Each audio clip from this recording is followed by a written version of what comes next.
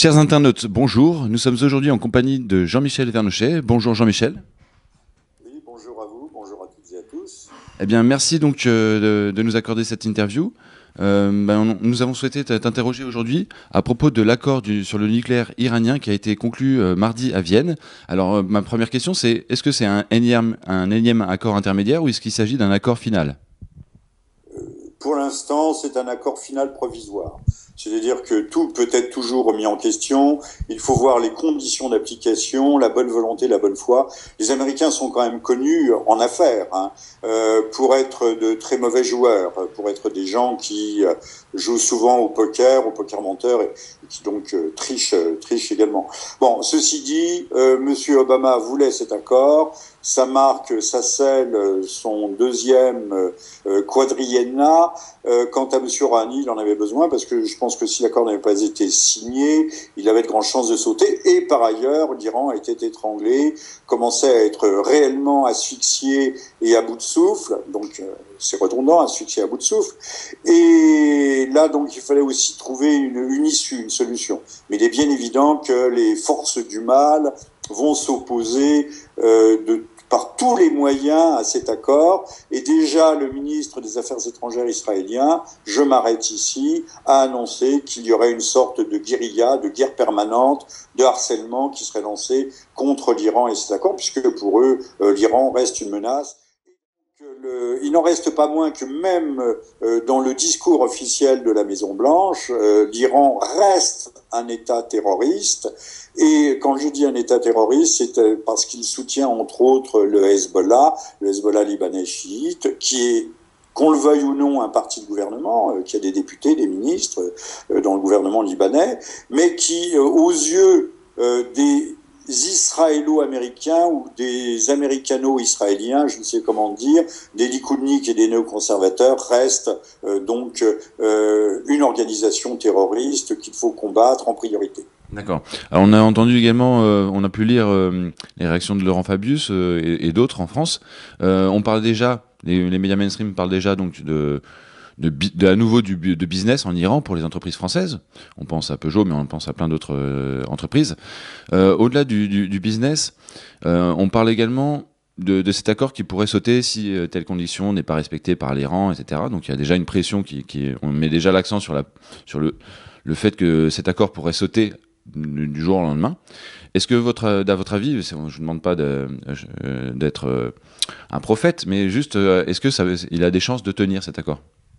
Il a des chances de tenir, mais comme je l'ai dit, il y aura des mauvaises volontés et des malveillances qui vont s'exercer.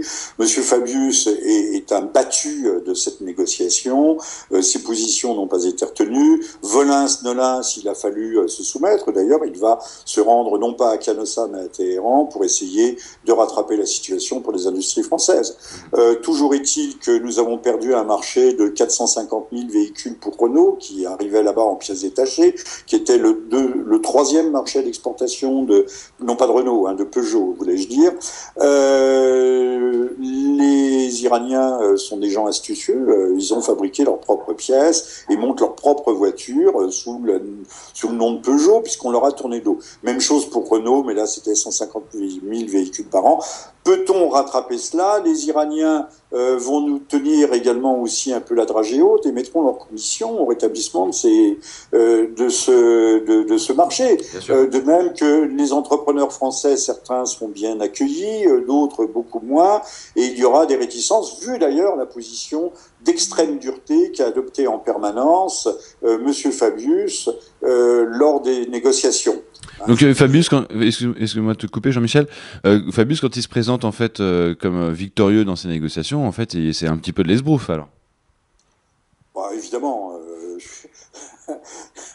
Quand on est vaincu, on fait croire qu'on est vainqueur. On transforme les défaites en succès. Voilà, en tout cas, on sait qu'il y a pour l'instant un grand perdant, il le dit haut et fort, c'est Monsieur Netanyahou qui, Ubi et Torbi, a fait savoir qu'il n'acceptait pas cet accord.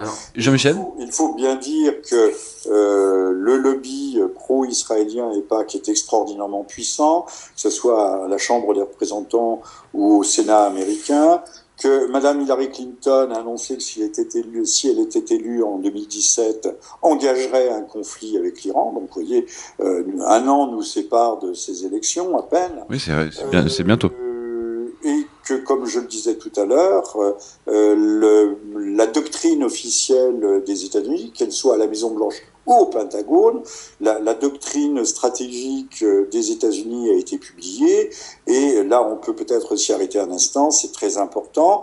On considère que l'Iran, avec la Russie et la Chine, sont des États révisionnistes. Des États révisionnistes. Autrefois, on combattait des rogue states, des États voyous, on combattait l'axe du mal, dans lequel d'ailleurs était inscrit l'Iran, Afghanistan, Iran, Irak. Maintenant, le vocabulaire a changé, mais les réalités, elles, sont toujours les mêmes. On faisait sauter un à un les verrous souverainiste, ça a été la fédération yougoslave avec la Serbie, ça a été l'Irak, et maintenant on a des États révisionnistes, entre guillemets. Il ne s'agit pas de révisionnisme historique, mais de gens qui ne sont des non-alignés caractérisés, des gens qui mènent des politiques souverainistes, qui ne s'intègrent pas autant qu'ils le devraient dans l'unification mondiale du marché. D'accord. Ouais, c'est très très grave, oui, c'est des États révisionnistes, enfin comme accusation, j'ai l'impression qu'on est dans 1984 un petit peu. Donc il y a ceux qui écrivent l'histoire et puis les autres pays qui sont accusés de ne pas respecter cette vision de l'histoire en tout cas. Pour faire simple. En 1947, je crois, un ancien correspondant de Trotsky, qui était devenu un éminent journaliste américain et un intellectuel de premier plan, James Burnham, écrivait à l'époque: les États-Unis n'ont pas d'autres ressources et d'autres voies que celle de la domination et de la conquête mondiale. Aujourd'hui, ce type de propos est revenu. C'était, je cite mes sources, c'était vers la domination, toward the global domination, un truc comme ça. Donc de James Burnham, dont je recommande la lecture. C'était un esprit particulièrement brillant, même s'il avait pris ses distances avec le trotskisme. Et donc c'était le grand ancêtre des néoconservateurs, qui sont des ultra-libéraux, ultra-conservateurs. Mais conservateurs, qu'est-ce que cela veut dire dans ce cas-là? Et qui viennent tous, pour la plupart, de l'extrême gauche trotskiste.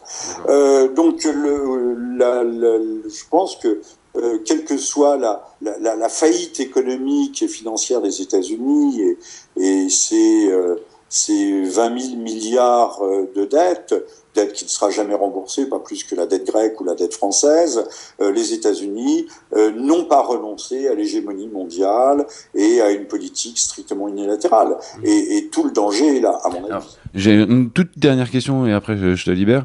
Ce serait à propos de la Russie et de la Chine. D'après toi, comment ils voient cet accord cadre? Est-ce qu'ils le voient d'un bon œil ou d'un mauvais œil? Écoute, c'est une excellente question et je te remercie de me la poser.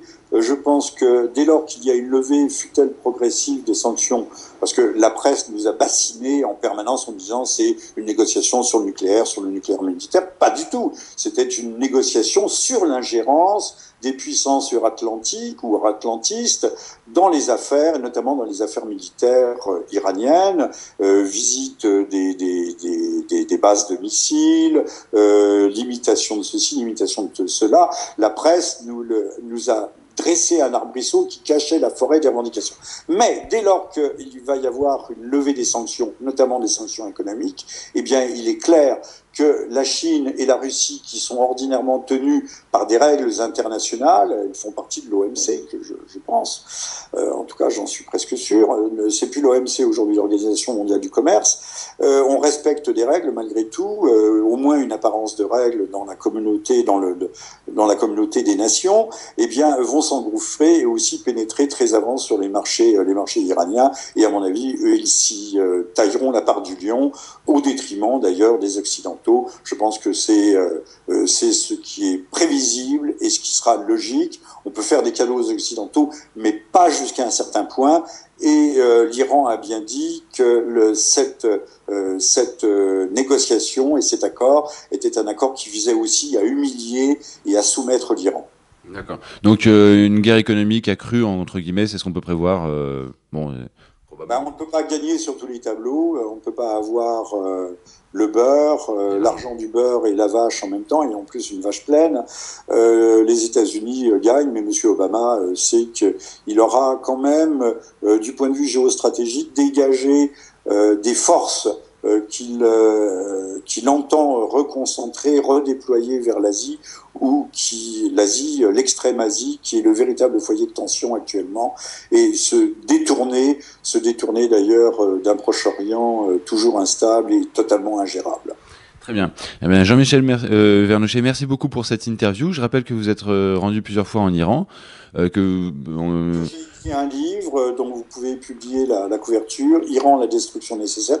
Non pas qu'il faille détruire l'Iran, mais l'Iran doit être intégré par tous les moyens possibles et pourquoi pas de vive force dans ce marché unique mondial, dans cette unification du marché ultralibéral. Donc c'est aux éditions Xenia, et donc voilà, puisque vous êtes intéressé beaucoup à l'Iran, forcément vous avez beaucoup appris sur les négociations sur le programme du nucléaire iranien, et donc merci beaucoup de nous avoir accordé cette interview, et je vous dis à très bientôt. À très bientôt, merci à vous et à toute l'équipe, au revoir.